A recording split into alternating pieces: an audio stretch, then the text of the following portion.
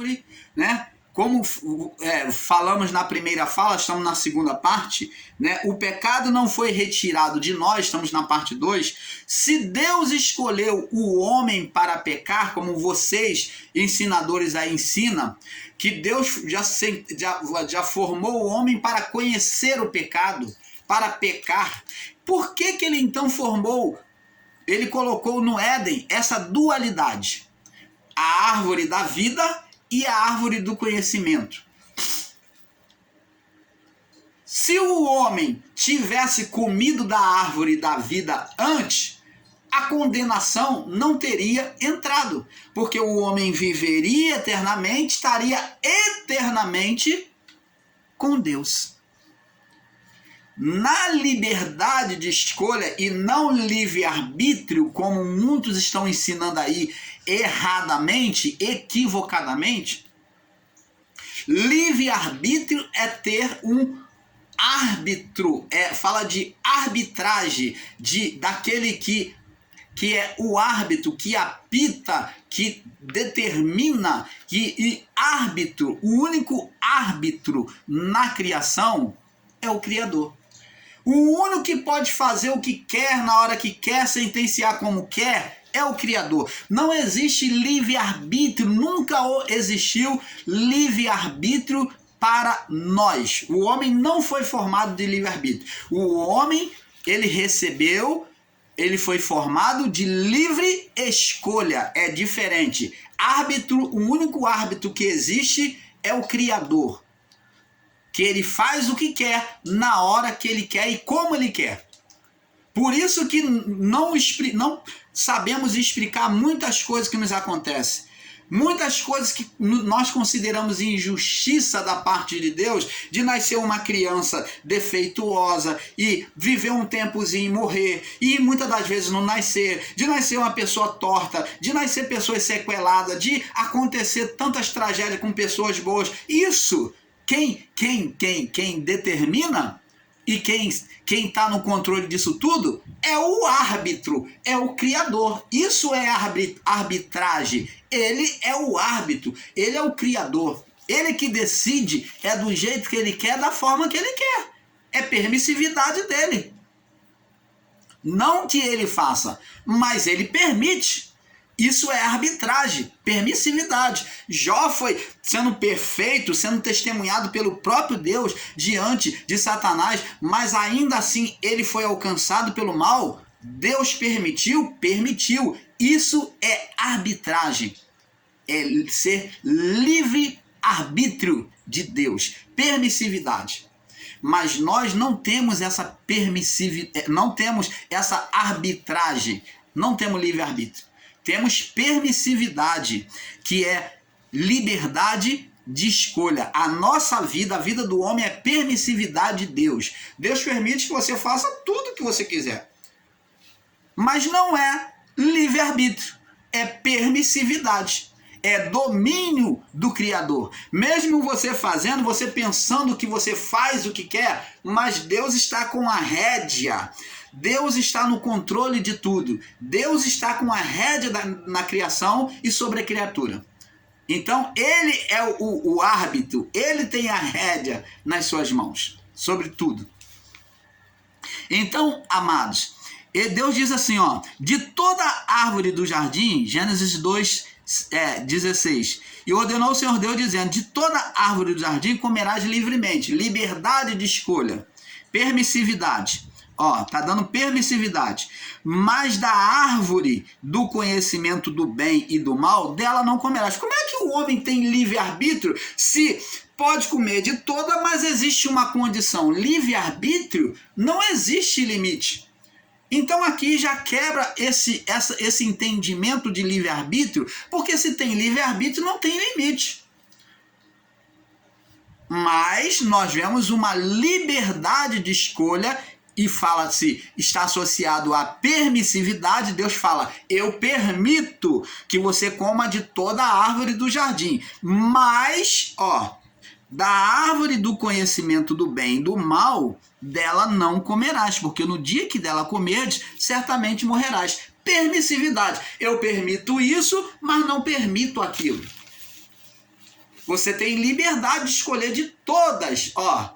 Escolha de todas, mas sobre uma condição. A do meio do jardim do conhecimento, eu não permito. Você está entendendo, amado? Canal Luz da Graça, trazendo a pureza da palavra ao seu entendimento. Então, vê aqui, amado, que não foi Deus que sentenciou o homem, Deus não fez o homem para pecar, mas vemos uma liberdade de escolha. O homem podia comer da árvore da vida? Podia. Viveria eternamente, não tinha acontecido esse desastre. Deus é amor. O que muitos não entendem, que amor dá liberdade, o amor não sufoca ninguém. Ele tudo crê, tudo espera, tudo suporta. Lê lá nas cartas paulinas lá, em 1 Coríntios 13, fala sobre o amor. Então lê lá para você entender o que é a essência de dentro de Deus. Ele acreditou no homem, por isso ele deu essa liberdade de escolha. Ele acreditou. Então ele disse, então agora na liberdade de escolha, Deus colocou o homem sobre o jardim, o homem pecou. Agora vamos ver aqui no verso 20, nós vemos que no verso 21, capítulo 3, 21, fez o Senhor Deus Adão e a sua mulher túnicas de pele e os vestiu. Então Deus amorosamente não condenou o homem, mas buscou aplacar aquela má consciência de o homem ver ele como mal, como sentenciador e ter medo dele. Então, para que o homem voltasse à comunhão, a comunhão não seria mais no Éden, um acesso direto, mas seria agora no mundo físico. O homem passou a viver pelo mundo físico, a comunhão pelo mundo físico, a escolha do homem. E então disse o Senhor Deus, verso 22, disse o Senhor Deus, eis que o homem é como um de nós, sabendo o bem e o mal. Ora, se o homem era como um de nós, olha, preste atenção, observe a palavra. Aqui não diz que o homem era como os anjos, como até nós já cometemos o equívoco dizendo que o homem se tornou como os anjos. Não, não é verdade. Então queremos corrigir essa fala. Mas vamos observar que a palavra diz que o homem é como um de nós. Qual é esse um que o homem se tornou igual? Qual é este um que o homem se tornou igual? O próprio Deus.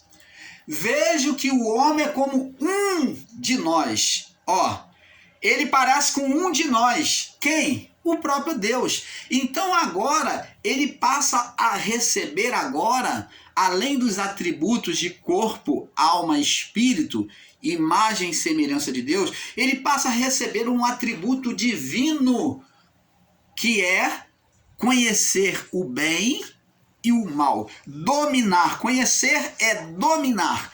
Então ele passou a dominar o bem, o que é bem, e o que é mal. Então, assim como Deus. Então ele era como este um Deus, um de nós. Então Deus falava dele mesmo. Eis que o homem é como um de nós, conhecedor do bem e do mal. Olha só. Sabendo o bem e o mal. Ora, para que não estenda a sua mão, conhecimento, amado. Aqui o pecado não foi o fruto. O fruto apenas trouxe um conhecimento, uma manifestação de Deus. Uma manifestação da essência divina a mais no homem. Foi isso que o homem cobiçou no seu diálogo na mente, que a mulher cobiçou de Deus. Ela desejou ser igual a Deus. A serpente, o desejo do homem, da mulher, é que nada. Deus sabe que no dia que você comerdes, você será igual a Deus. Mentiu? Não. Tá vendo aqui que ela não mentiu. A consciência do homem, a alma desejando o mundo físico, a carne, ela não mentiu. A mulher realmente, o homem passou a ser conhecedor do bem e do mal.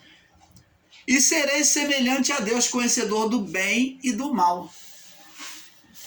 Agora, ora, para que não estenda a mão, agora na condição que eles estavam apagados, sobre a condição de trevas, com sentimentos malignos na consciência, opositor que nasceu na mente, com aquele sentimento mal que foi gerado antes de eles tomarem do fruto, eles tocaram numa árvore sagrada, divina, com sentimento mal. Olha, é isso que nós temos que saber separar. Não foi a árvore, não foi o fruto, mas o sentimento mal que fez ele se aproximar, aquele pensamento mal, sentimento mal, que fez Eva se aproximar e tomar do fruto que gerou nela, aquilo dali gerou um ser espiritual.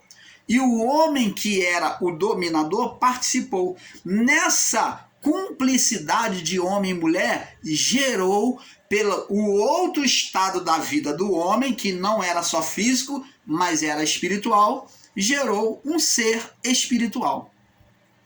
O homem podia gerar pelo mundo físico e pelo mundo espiritual. Ele, pelo mundo espiritual, que foi a primeira gestação ou geração do homem e a mulher, foi pelo mundo espiritual. Engana-se quem pensa que o primeiro filho de Adão foi Caim.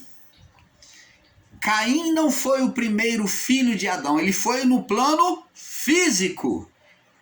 Porém, no plano espiritual, que foi o primeiro filho, foi um ser Satanás, que venceu o dominador das mentes, dos corações. Você está entendendo, amado? Então, abençoados, já no plano físico, Adão gerou Caim. No plano físico. Então, pelo plano físico, com aqueles sentimentos malignos e sobre a dominação de um ser, esse ser na sua legalidade, segundo a determinação de Deus, ele poderia dominar sobre a carne.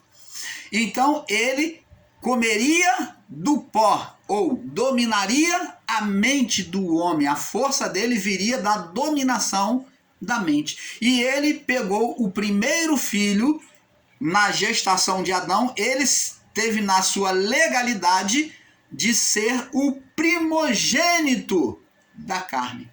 Por isso que Jesus é chamado de primogênito de Deus, o primogênito do Espírito. Você está vendo a oposição?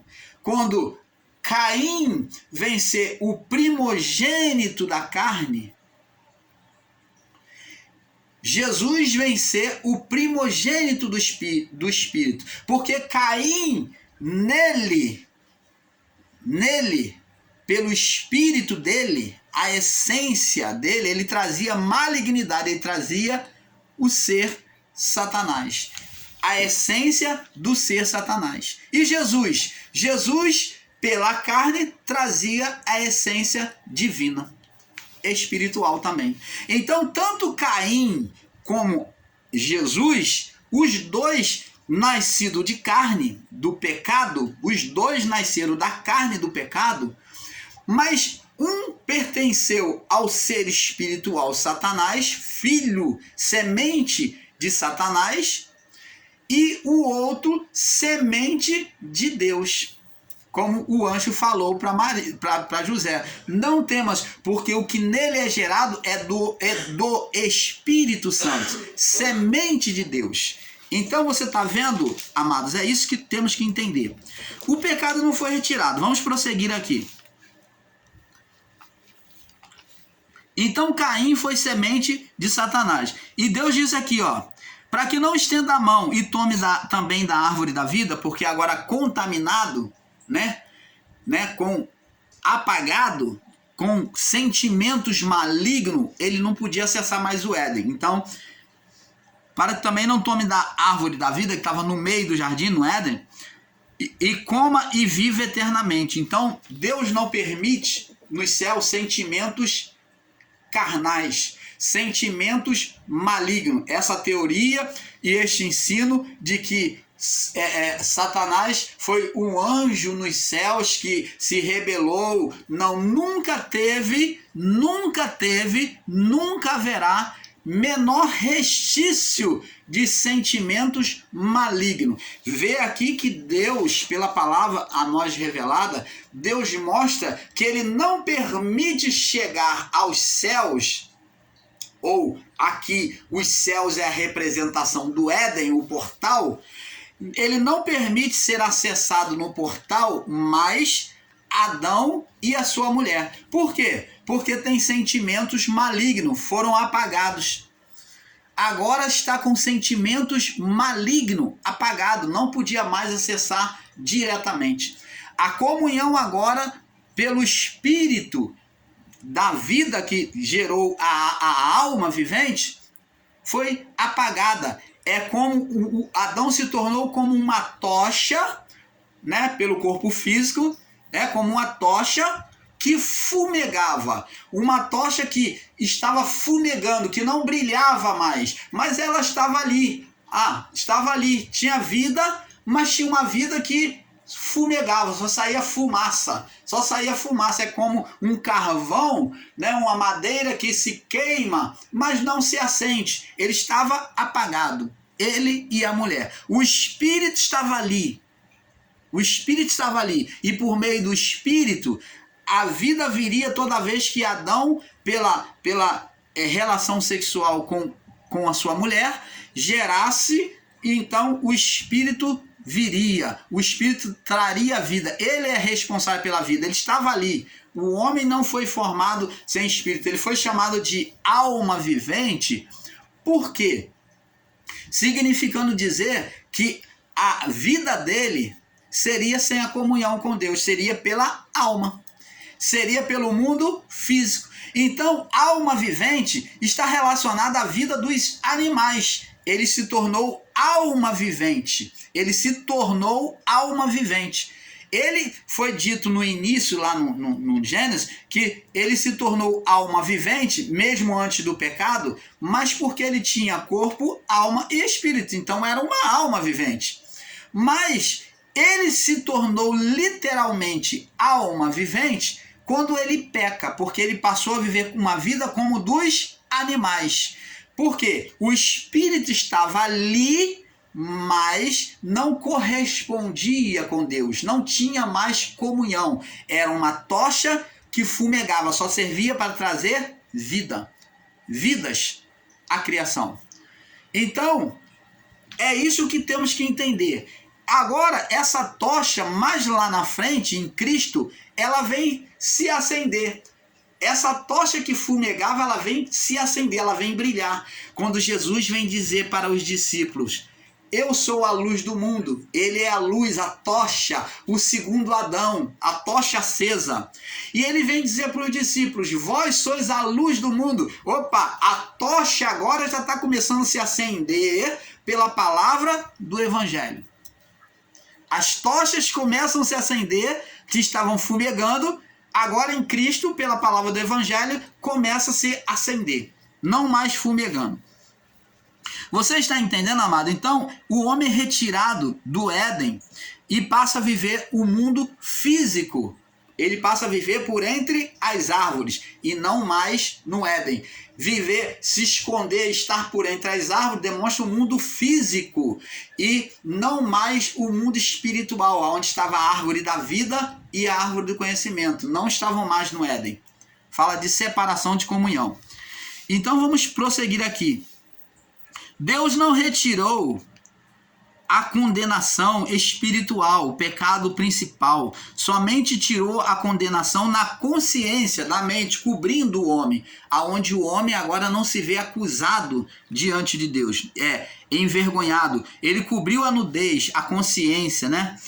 Ensinar que o pecado não mais existe entre nós é um equívoco que nós já cometemos, onde estão pegando a palavra de forma literal e tendo um entendimento literal. Vamos lá no livro de Hebreus, agora, sobre a palavra de Paulo, aonde eles pegam com entendimento literal. É essa palavra aqui de Hebreus que eles pegam tem um entendimento literal. Hebreus capítulo 10. Vamos destrinchar agora esses equívocos agora. Hebreus 10, no verso 17 ao 25. É aqui que acontece o literalismo de entendimento.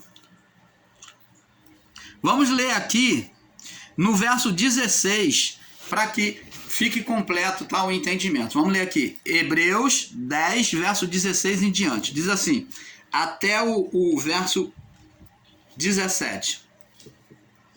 Verso 16, é do verso 15, Hebreus 10, do verso 15 ao 17, diz assim, e também o Espírito Santo nolo testifica, porque depois de haver dito, esta é a aliança que farei com eles depois daqueles dias. Quem falou isso? O profeta Joel também falou, como Isaías também falou. Diz o Senhor, porei as minhas leis nos seus corações. Agora a lei não seria mais nas tábuas de pedra. Ela seria dentro da consciência, no coração.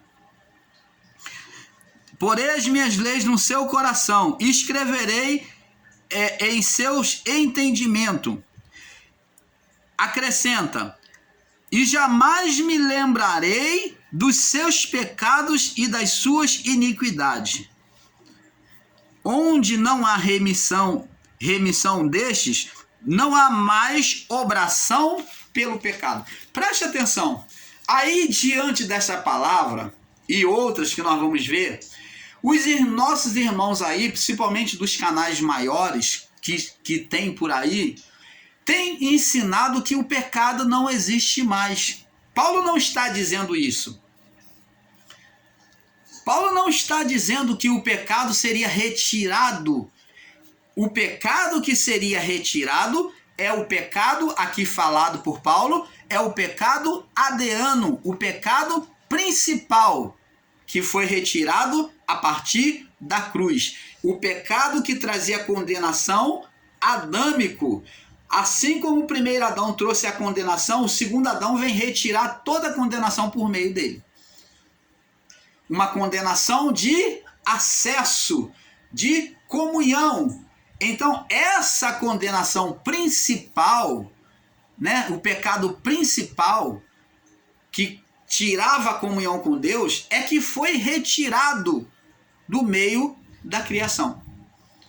Essa condenação é que foi retirado, e não o pecado da carne, o pecado pessoal que nós cometemos hoje.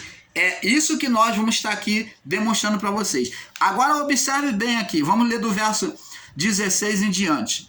De novo, Hebreus 10, 16 até o 18. Agora no 18 está tudo esclarecido, é que eles não observam. Diz aqui. Esta é a aliança que farei com eles depois daqueles dias, diz o Senhor. Porei as minhas leis nos seus corações, a lei não seria mais gravada em pedra, seria na mente, no coração, na consciência, e escrevereis em seus entendimentos. Acrescenta, jamais me lembrarei dos seus pecados e das suas iniquidades.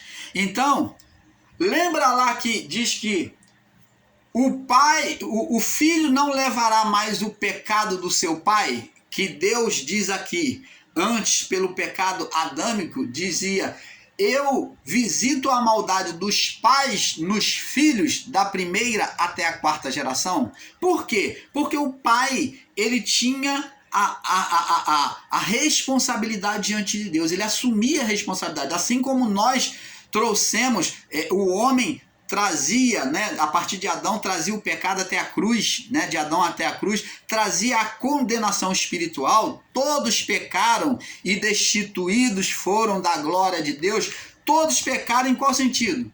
Pecado adâmico, adeano, principal. Então todos traziam essa separação de Deus, mas a partir da cruz, esse pecado foi quebrado, foi extinto, foi retirado de nós. Mas o pecado da carne que nós cometemos hoje não é retirado.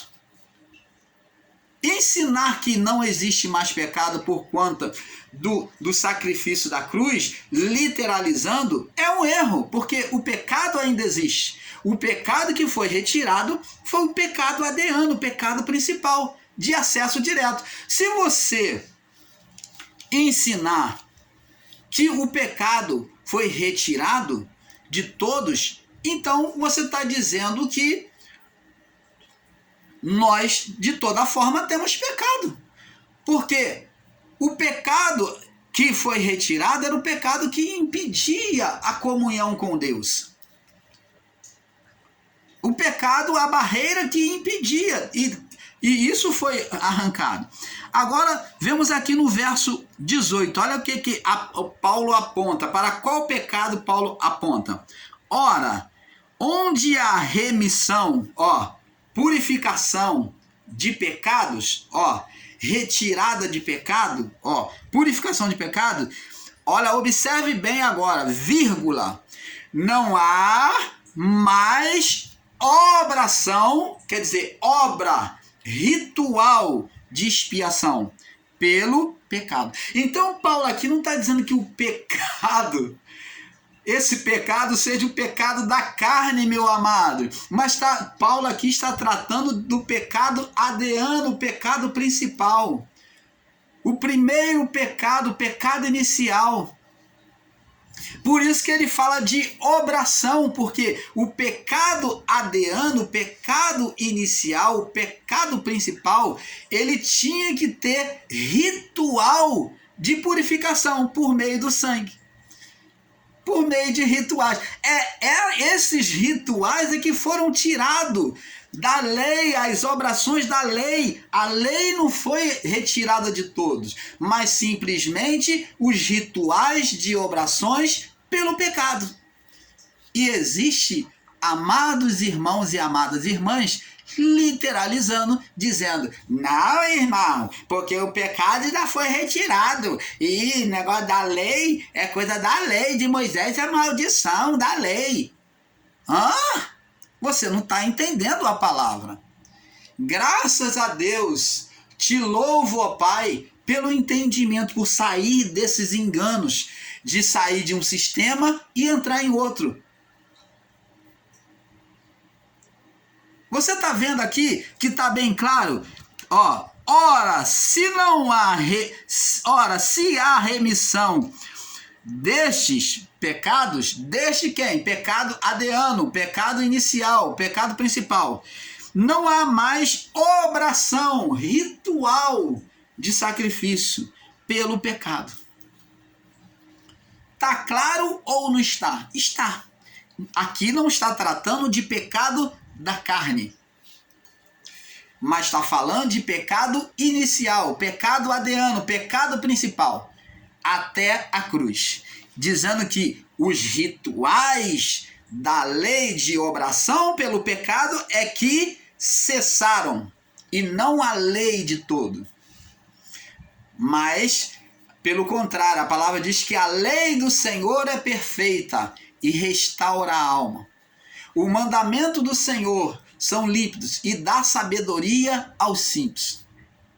Jesus usou a lei para combater o ser espiritual que instigava a sua mente, a sua carne, chamado ali como adjetivo, a sua manifestação, chamado de diabo, que é a operação do ser espiritual por meio da carne, da mente dele. Então ele disse, está escrito, não tentarás o Senhor teu Deus. Ele se defendeu debaixo da lei. E como é que existe irmãos e irmãs ensinando que a lei de Moisés é maldita?